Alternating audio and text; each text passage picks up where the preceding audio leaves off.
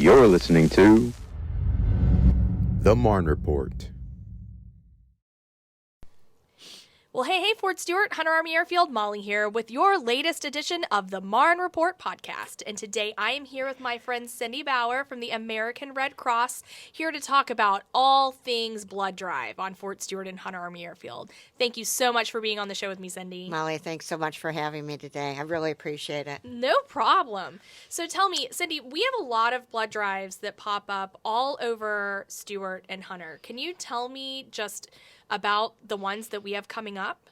Yeah, well, first of all, I want to kind of touch on why. Yeah, of course. Okay, we have a very large population of eligible people here on Fort Stewart and in Hinesville and Hunter. And every 2 seconds, somebody needs blood.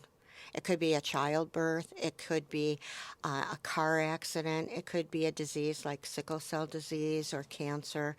It could be a surgery that went haywire. It could be just so many things. It could be a gunshot wound. Sure. And so we just want to make sure that we have enough blood for both our military and our civilian populations in the area.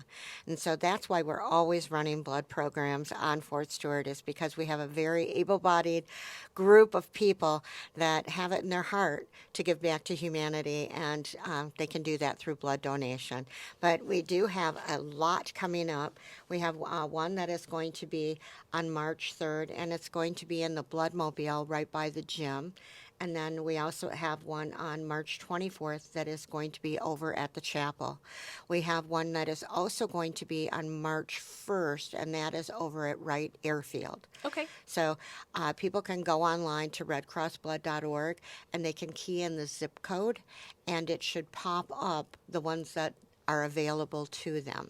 Great. And when you say gym, do you mean Newman Fitness Center? Yes, thank you so much. Awesome. Yes. And then the chapel is the main post chapel? Yes. Great. Yes. Perfect. Thank you for clarifying that. Yeah. I know you have several chapels and Yeah. probably more than one gym. Yeah. So, no, but we're really, the American Red Cross wants to make sure that we've got enough blood for everybody who needs it. And there are so many diverse needs. Just as an example, 1 out of every 365 Black Americans have a sickle cell trait. And what that basically means is that their red blood cells don't form in a circle. They're kind of abnormally shaped like a C or a sickle, and they're hard, so they can't necessarily distribute the iron and oxygen to all vital parts of their body. They're also sticky, so they get clogged together. Wow. And they create log jams in the cardiovascular system, eliminating blood flow to the extremities. And so the best outcome in the hospital environment for a sickle cell patient is somebody who has a similar ethnicity and heritage. Sure. So it's the other thing is that we all have either A, B, or O, and we all have either negative or positive, and negatives can give to positives, but positives can't give to negatives. But also, based upon our ethnicity and heritage, we have 600 different antigens. And so what that basically means is that if I find let's say I'm going through open heart surgery, if I find people that have a similar ethnicity and heritage, their blood is going to be a better match in the hospital environment to just anybody who happens to be the same blood type. Wow. Yeah. I had no idea. Yeah, a lot of people don't, and that's so important for us to do a better job of communicating, because if we've got a cancer patient, many times cancer patients need a combination of different things, and so when we take whole blood, we break it into components, and those components are red blood cells, which carry oxygen and iron throughout our bodies, and then also platelets, which are they cause scabs, so when you cut yourself, that's platelets doing their job, and then plasma. And then we filter out the white blood cells, because the white blood cells are the ones that carry our DNA. And in a hospital environment, they could create an adverse reaction. Sure. So we filter those out. And then the beauty of the way that we do transfusion medicine now and blood donation now is that if I am going through, let's say, a cancer therapy, radiation therapy, chemotherapy, and my blood breaks down, doctors can take a look at my blood pre treatment and post-treatment and give me specifically what I need. So, for instance, let's say that my blood broke down and I need some additional red blood cells, but I also need some platelets. Somebody else who's going through the exact same treatment, their blood might break down, so they need plasma and red blood cells or any combination. So it's kind of like when you go to the doctor and they give you a prescription for 500 milligrams of something, and then somebody else goes in and they might need only 250 milligrams of that same medication. That's kind of what we're doing in transfusion medicine now in order to be able to make sure that we have the right products for the right people at the right time. Wow. So it's really important for all different types of folks to come in and give blood during these blood drives. Absolutely. It's more along the lines of we want to make sure that the makeup of our blood supply looks like the demographic of our community. Diverse. Yes, exactly. And we supply blood not only to Wynn here on base, but we also supply it to Liberty Regional Medical Center, Memorial Blood Center, Candler, St. Joe's, so many hospitals in the area. Right now, in the state of Georgia, we're importing from other Red Cross states about 20% of what we're using in Georgia because we're not collecting enough here. Wow. Yeah. So talk about a really cool and unique way to give back to your community, right? Through blood donation. Absolutely. Yeah, that's awesome. Yeah. So we want to also make sure that people understand, like on the sickle cell, we're really kind of focused on that because that is a part of our population that has been being very underserved. And a sickle cell patient, what we do, in the past, we'd take out a unit of blood and give them a unit of blood, and that was it, and then they'd go away and come back later. That outcomes were not necessarily what the doctors wanted. So they've converted to more of what's called an exchange transfusion, where they take out a unit of blood, they give them back a unit of red blood cells that have they're round and they're full and they can carry oxygen and they can carry iron, and then they keep doing that about 10 times. And then the person, pretty much all of their blood has been replaced. They still have about 4 units of their original, but it allows for them to have just a much more full life. No kidding. You know, I mean, instead of being in pain crisis, they can go out and do things. Wow. Yeah. Okay, so there are very many benefits to donating blood. Yes, right? there are. There are.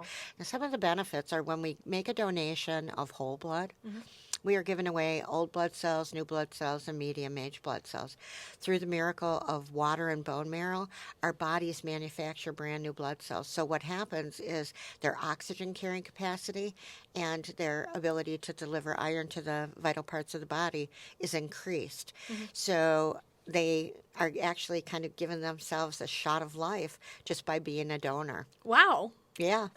Very cool, hey? So cool. I know. Okay, so tell me, who can donate blood?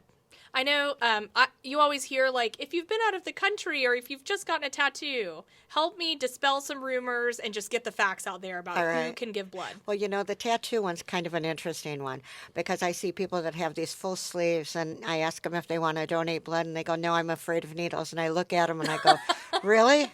You're afraid of needles?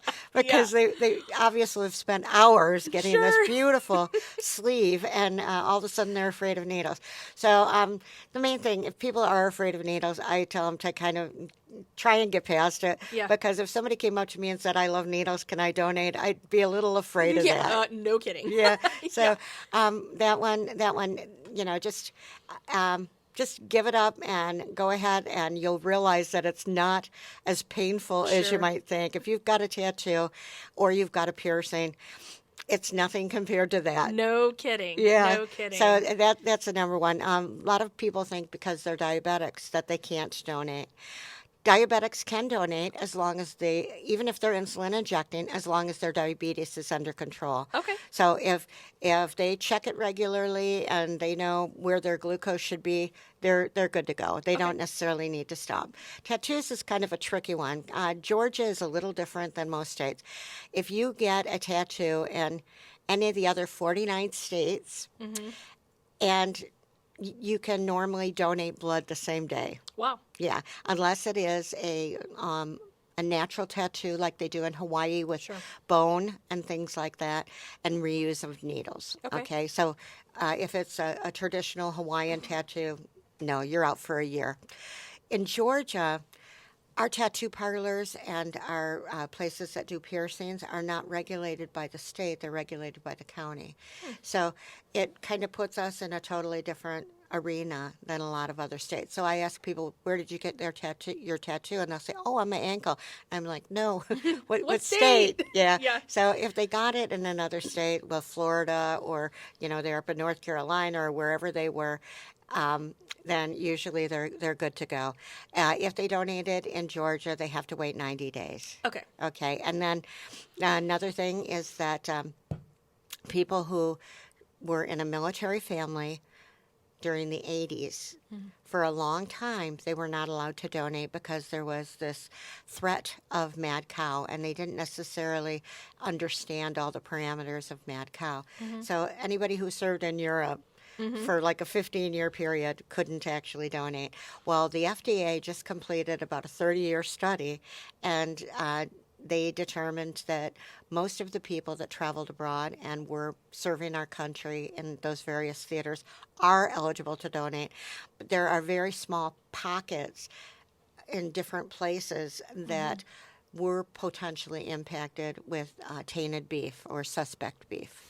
So anybody who thinks that they can't donate, I'd like to invite them to call 1-800-RED Cross, tell them where they were, how long they were there, and have them actually look through their records and be able to determine whether or not they are eligible. I'm seeing about a 92 to 93% of people that thought they could not donate that now can. So that's a Awesome. pretty high percentage. Awesome. So what about somebody just drives by, they see the blood drive happening, can they come in and speak to you guys while you're there? Hey, Yes. this is where I've been. This is what I've done. Can I donate? Or would you prefer that they call that 1-800 number? I prefer they call the 1-800 number. And the reason why is that when we're doing a blood drive, they may need to have clearance from our headquarters. Sure. And then that's based upon FDA rulings. That's not based upon an American Red Cross person saying yes or no. Sure. And so we have to follow our Federal Drug Administration and our CDC guidelines to the letter. Sure. I mean, it's just not even an option. So I recommend that if they see that there's a blood drive coming up and they'd like to go ahead and get back into the donor pool and help us save some lives, Yeah. then to please, just call the 1-800 number, let them know where they were, how long they were there. They're going to have additional questions. Sure. And rather than somebody trying to screen them at a blood drive, it's just more effective to be able to have them screened ahead of time. Well, Cindy, this has been some awesome information. Well, I thanks. feel like I learned so much more about blood and blood drives than it is just not black and white, is it? No, it's not. It's red. Yeah, it is red. So tell me, is there anything else that you'd like to add before we wrap this up? I want to invite everyone who is listening to this podcast to please call the 1-800 number if you have any questions. That's 1-800-RED Cross. If you have any questions about blood donation, or you can go online to redcrossblood.org. There's a lot of information there. So if you prefer reading, or if you want to talk to somebody, you've got options available. But give it a try. If you've never done it, I think that you will find that it is so much easier than you thought.